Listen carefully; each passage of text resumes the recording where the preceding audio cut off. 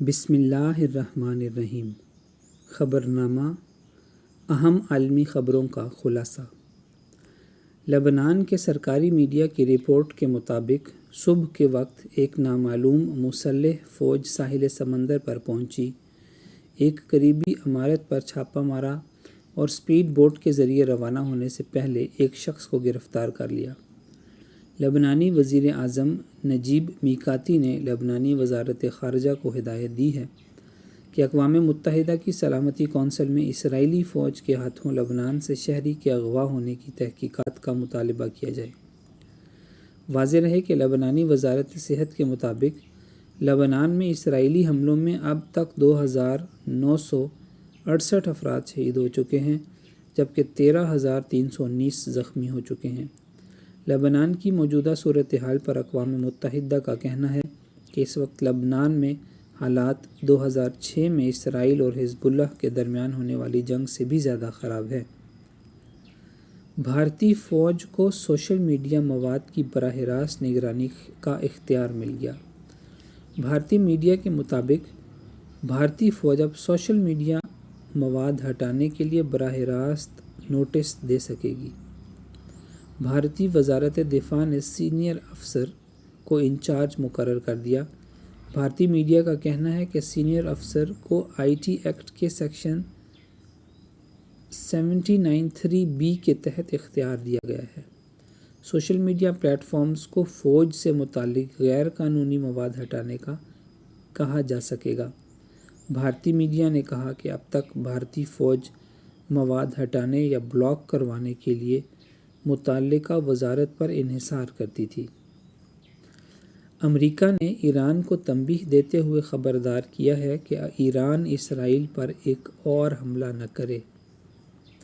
امریکی حکام نے خبردار کیا ہے کہ ایران نے اسرائیل پر حملہ کیا تو اسرائیل کو جوابی کارروائی سے نہیں روک سکیں گے۔ امریکی میڈیا نے کچھ روز قبل خبر دی تھی کہ ایران امریکی صدارتی الیکشن سے قبل اسرائیل پر حملہ کر سکتا ہے۔ گزشتہ روز ایرانی سپریم لیڈر آیت اللہ خامنئی کا کہنا تھا کہ ایران کے خلاف اقدامات پر امریکہ اور اسرائیل کو سخت جواب ملے گا۔ تہران میں ایک تقریب میں ان کا کہنا ہے کہ امریکہ اور اسرائیلی حکومت سمیت دشمنوں کو جان لینا چاہیے کہ بلا شبہ وہ ایران اور مزاحمتی محاذ کے خلاف جو کچھ کریں گے اس کا انہیں منہ توڑ جواب ملے گا۔ غزہ پر اسرائیلی حملوں میں مزید 55 فلسطینی شہید اور 192 زخمی ہو گئے۔ اقوام متحدہ کے بچوں کے فلاح و بہبود سے متعلق ادارے یونیسیف کا کہنا ہے کہ 48 گھنٹوں کے دوران غزہ پر اسرائیلی حملوں میں 50 سے زائد بچے شہید ہوئے ہیں۔ یونیسیف نے کہا کہ شمالی غزہ میں جبالیہ پر اسرائیلی حملوں کی شدید مذمت کرتے ہیں۔ دوسری جانب عالمی ادارہ صحت WHO نے کہا ہے کہ اسرائیلی فورسز نے غزہ میں پولیو مرکزی پرسٹن گرینیڈ سے حملہ کیا، جس میں 4 بچوں سمیت 6 افراد زخمی ہو گئے۔ فلسطینی وزارت صحت کا کہنا ہے کہ 7 اکتوبر 2023 سے جاری اسرائیلی حملوں میں 43,314 فلسطینی شہید ہو چکے ہیں۔ وزارت صحت نے کہا ہے کہ 7 اکتوبر 2023 سے اسرائیلی حملوں میں زخمی فلسطینیوں کی تعداد 1,02,019 ہو چکی ہے۔ امریکہ نے مشرق وسطیٰ میں B-52 طیارے اور بحری جنگی جہاز تعینات کر دیے۔ امریکی میڈیا کے مطابق یہ تعیناتی مشرق وسطیٰ میں ملٹری ری ایڈجسٹمنٹ کا حصہ ہے۔ امریکی میڈیا کا کہنا ہے کہ مشرق وسطیٰ میں پہلے سے موجود طیارہ بردار جہاز اور 3 جنگی جہاز رواں ماہ کے وسط تک واپس امریکہ چلے جائیں گے۔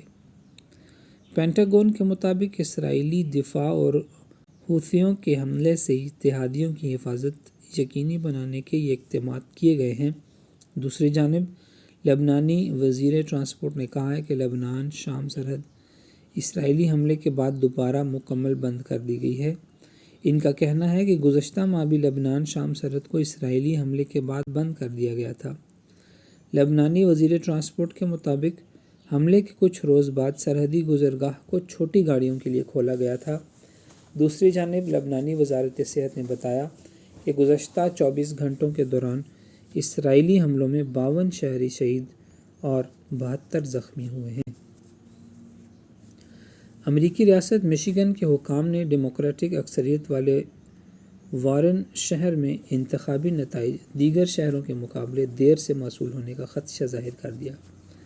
غیر ملکی میڈیا رپورٹ کے مطابق اس سے ووٹوں کی گنتی سے متعلق ابتدائی شکوک نے جنم لیا ہے۔ کاملا ہیرس کی ڈیموکریٹک پارٹی کے ارکان نے خدشہ ظاہر کیا کہ نتائج دیر سے موصول ہونے سے ڈونلڈ ٹرمپ اپنی جیت کا اعلان کر کے وارن شہر میں ووٹوں کی گنتی پر اثر انداز ہو کر فائدہ اٹھا سکتے ہیں۔ متعدد ڈیموکریٹک رہنماؤں نے اسے بدترین صورتحال قرار دیا ہے۔ وارن شہر نے 2022 کے ریاستی قانون میں تبدیلیوں کا فائدہ نہیں اٹھایا تھا، جس سے ووٹنگ سے پہلے تک غیر حاضر ووٹوں کی پری پروسیسنگ کا عمل ہونا ممکن تھا۔ تاہم 1,35,000 آبادی والے شہر وارن کو اس پروسیس کے لیے انتخابی دن کا انتظار کرنا ہوگا، جو دیگر شہروں کے مقابلے نتائج میں تاخیر کا باعث ہو سکتا ہے۔ ڈونلڈ ٹرمپ نے مشیگن میں خطاب کے دوران سابق ریپبلکن رہنما لیز چینی پر تنقید کرتے ہوئے کہا کہ لیز چینی ہمیشہ جنگ چاہتی ہیں، وہ کاملا ہیرس کی طرح احمق ہیں۔